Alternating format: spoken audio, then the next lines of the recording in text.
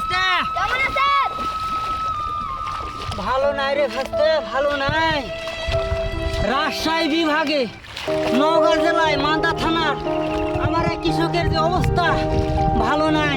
ধান কাইটে টাইনে টাইনে রাস্তা দিয়ে দাঁড়ানো আছে, ধান শীষ সহকারে টেকা গেছে।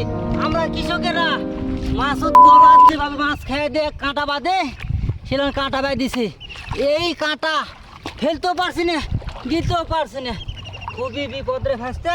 আমি ভালো নাই, কেমন করে ভাবতাম বল? আমি ভালো নাই, আমরা ভালো নাই কৃষকেরা, আমরা ভালো নাই, আমরা খুব কষ্টে আছি, আমি ভালো নাই।